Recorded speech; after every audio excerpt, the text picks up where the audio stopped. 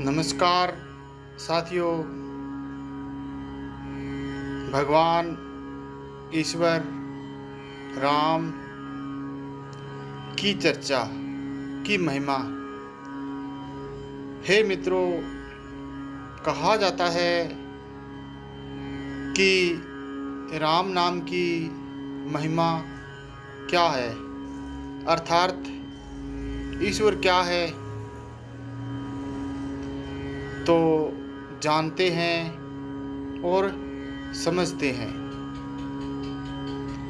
भगवान राम के जन्म से पूर्व इसका नाम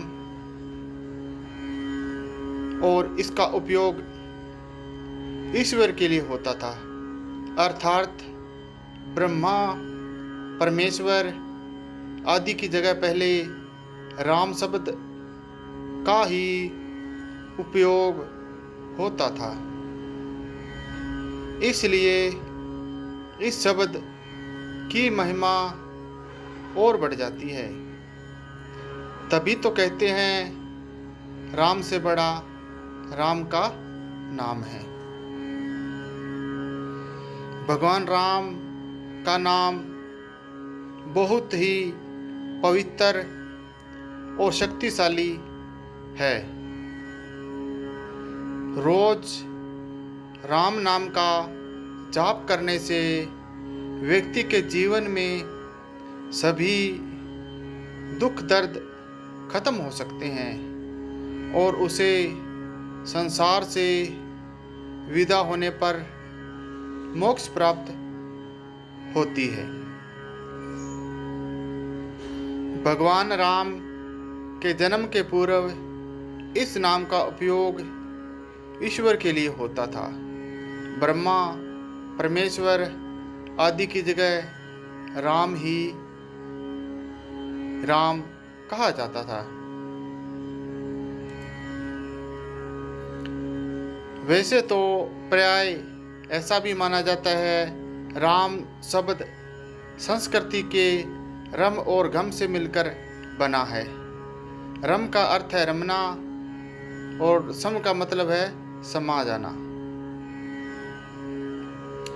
घूम का अर्थ ब्रह्मांड का खाली स्थान, इस तरह राम का अर्थ है सकल ब्रह्मांड में निहित या रमा हुआ तत्व, यानी चराचर में विराजमान समय ब्रह्मा ही है। हे मित्रों, ये प्रकृति है और प्रकृति में जो हवा, पानी, आग और जो महान इतनी बड़ी शक्तिशाली शक्तियां हैं, यदि इन पर किसी का नियंत्रण या यूं कहें कि यह शक्ति किसी की गुलाम है या किसी के अधीन है, तो वो शक्ति है ईश्वर। क्योंकि इतनी महान ताकतें जो किसी के अधीन हैं तो वो ईश्वर है। हवा अपना काम कर रही है, आग अपना काम कर रही है, पानी अपने काम कर रही है। हे मित्रों, इस पूरी प्रकृति के अंदर यदि ईश्वर का अस्तित्व है तो एक जीव के अंदर आत्मा का संचरण है। यदि किसी शरीर में या किसी प्रकृति के ऐसा स्थान जहाँ पर ईश्वर का निवास नहीं, वो स्थान मृत है। आप और हम यूं कह सकते हैं कि ईश्वर कण कण में है, जर्रे जर्रे में है। उससे बाहर एक ऐसा कोई भी स्थान नहीं जहाँ पर वो नहीं है, क्योंकि ईश्वर एक हवा का झोंका है। पलक झपकते ही एक कोने से दूसरे कोने में सेकंडों से भी कम समय लगता है ईश्वर की लीला बदलने में, ईश्वर की महिमा बदलने में, क्योंकि वो सुप्रीम पावर है, अर्थात सर्वोच्च शक्ति है। वो किसी के अधीन नहीं है। यदि आज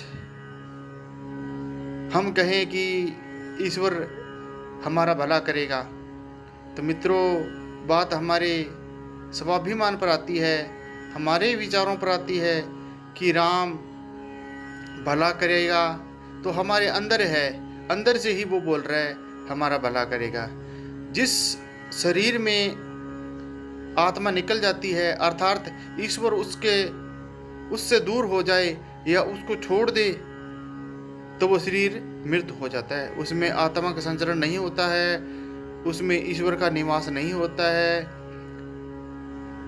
तो इसी प्रकार प्रकृति के अंदर जहाँ जहाँ चहल पहल है वहाँ ईश्वर है, और जहाँ ईश्वर की सचेतना नहीं है, चहल पहल नहीं है, वहाँ ईश्वर नहीं है।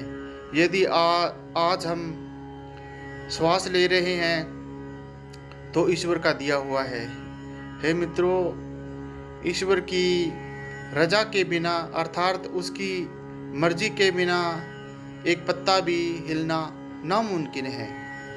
तो मित्रों, साफ से सीधे से अल्फाज में एक ही बात है कि यदि उसकी रहमत को, उसकी शक्ति को महसूस करना है और प्राप्त करना है, तो आपके अंतःकरण आपको स्वतः ही आपको यह कह देंगे कि ईश्वर आपके साथ है, आज आपका ये काम अच्छा होगा और इस काम में आपको नुकसान होगा। यदि किसी संचित कर्म की वजह से यदि हमारा नुकसान या किसी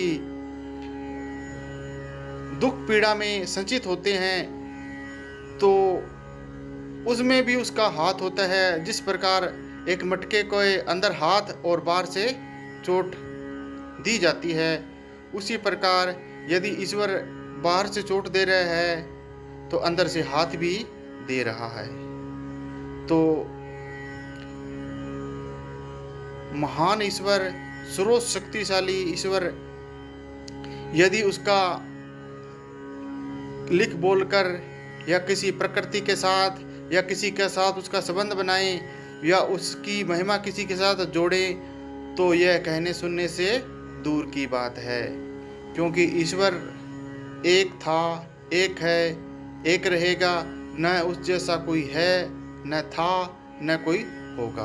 अर्थात प्रकृति है, प्रकृति जैसा कोई भी नहीं है। आज आग जैसी तपिश किसी में है तो आप कहेंगे, हम कहेंगे ना। और चंद्रमा जैसा कोई आज था, न है, न कोई होगा। अर्थात प्रकृति के जो उपकरण हैं, प्रकृति के जो संसाधन हैं, उस जैसा कोई भी नहीं है।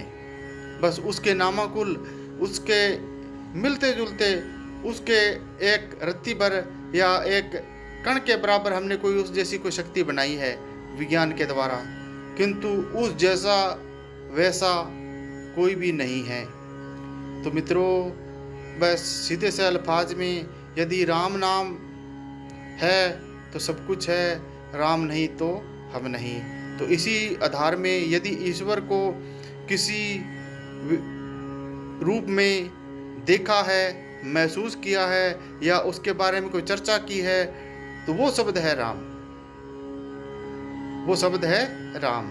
अर्थात ईश्वर की कहीं भी चर्चा कर लो, उसको कुछ भी कह दो, तो वो उसे ईश्वर, वाहिगुरु, गॉड, खुदा, इसी नाम से अल्फाज आ गया है। तो सीधे से अल्फाज में सीधी सी विशेष बात है मित्रों, हमें ईश्वर के नाम का स्मरण करना चाहिए, उसको याद करना चाहिए। Method of meditation, do the method of meditation, मतलब प्रत्येक सुबह, प्रत्येक दिन हम सबको राम नाम की महिमा का आचरण करना चाहिए। यही मेथड ऑफ मेडिटेशन है।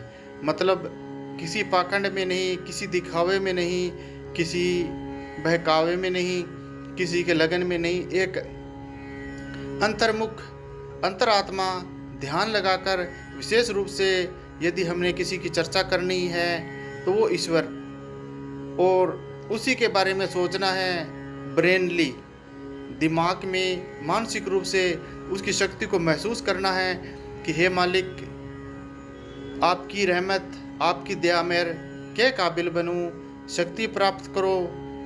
और मेथड ऑफ मेडिटेशन करो, ध्यान से एकांत स्थान पर बैठिए जहाँ आपको हमें कोई परेशान न करे, और कुछ समय के लिए मेथड ऑफ मेडिटेशन करें जिसमें उच्चारण सीधे से अल्फाज में राम राम राम। तो ये ही मेथड ऑफ मेडिटेशन है।